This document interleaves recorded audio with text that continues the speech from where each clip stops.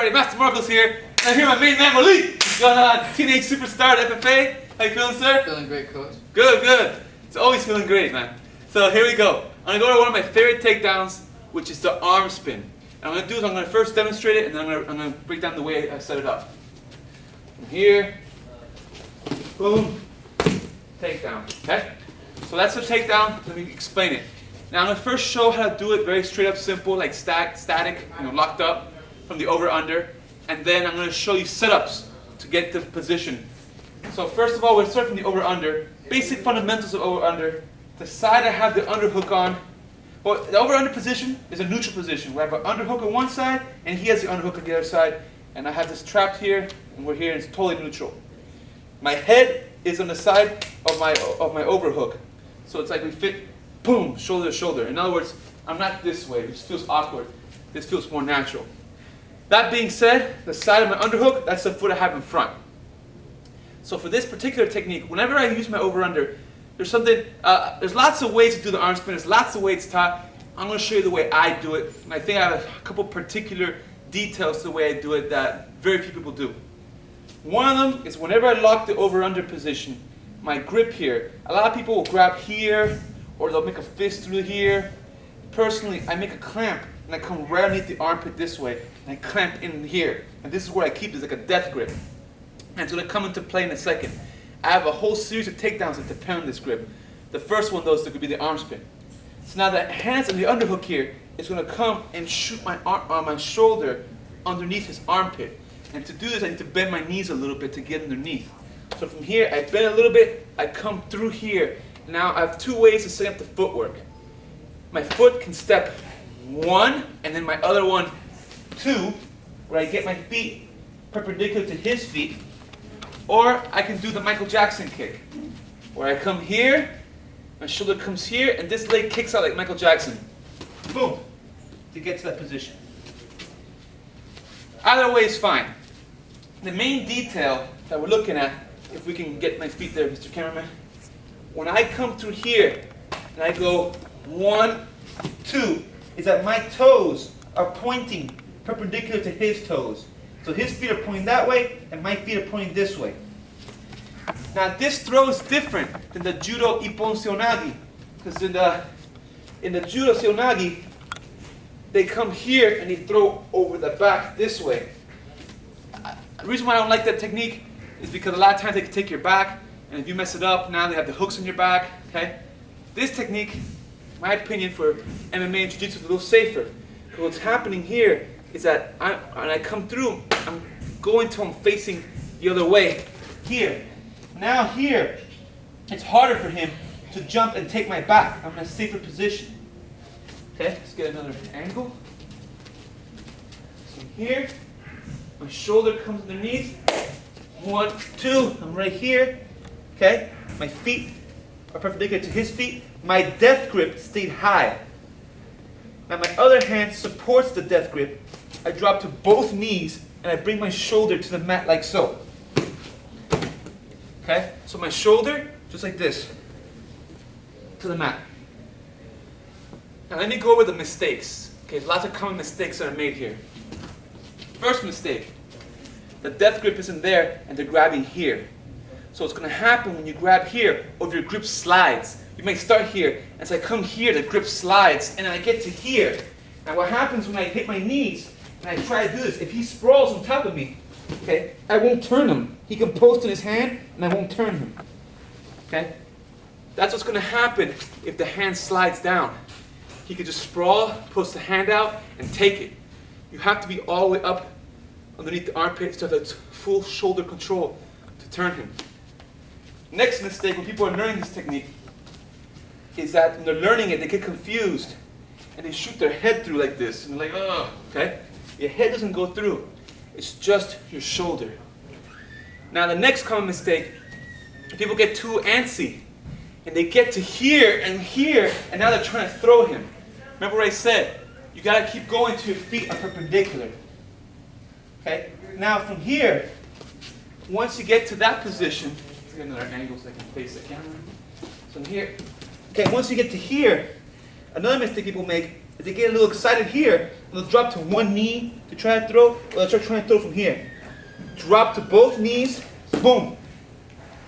Now bring the shoulder to the mat.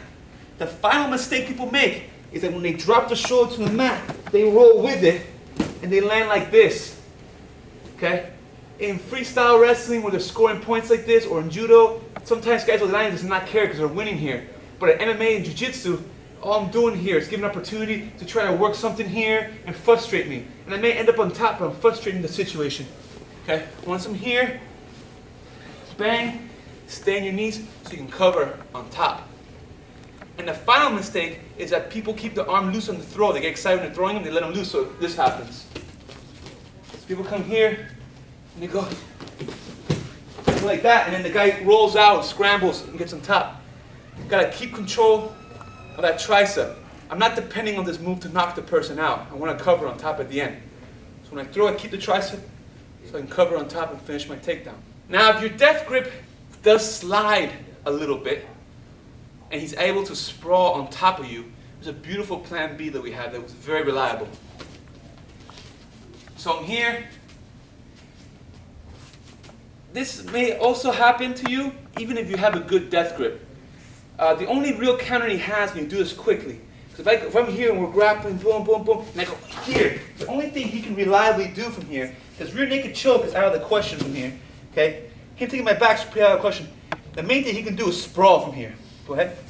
Boom. I'm going to fall here from the sprawl, okay? If I have the death grip high enough, I can come here and still try to turn him like that, okay? And knock him over.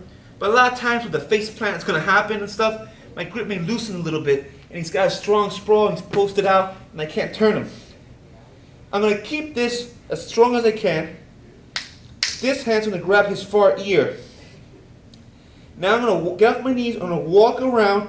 As I walk around, I'm going to elevate his arm as I walk this way. And what this is doing is shoulder pressure here, which is what's going to turn him over to his back.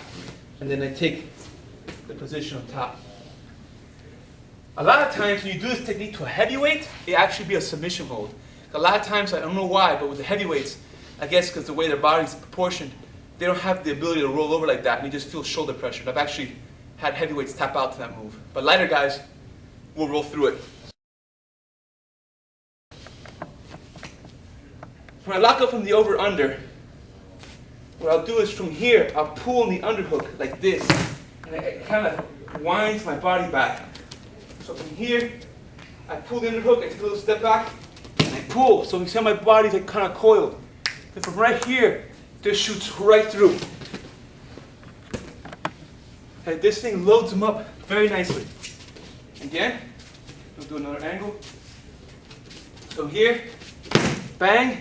You see how this shoulder down, this shoulder up. You see how my body's kind of contorted? It's like coiled up, just waiting for this throw.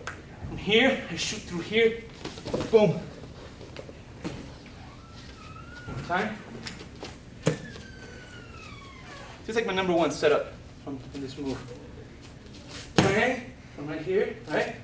So we're here, we're grappling. Boom, right here, and from right here, from this position. Boom. As of right now, we've been doing this from the over-under position. But if you think about it, this is an underhook, right? I'm throwing here, but this is the same position to throw from. So when he's got an underhook on me, right, and it's like off to the side here, the only real difference is that right now my hand's not grabbing the death grip yet. So as I execute the throw, that catches. That's the only difference. I come here, that catches, and I come through and drop my knees and throw. It's the only difference.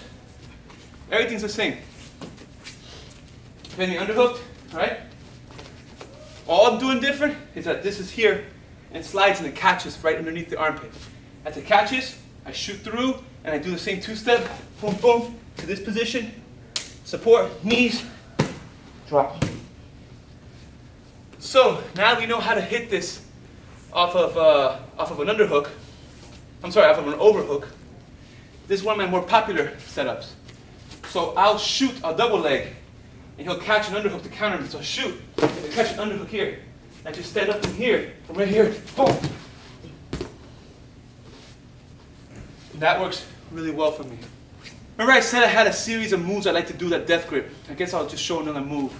So one move I like to do from here is a simple knee tap from the outside. Now the way this move works, I'll demonstrate it first and I'll break it down.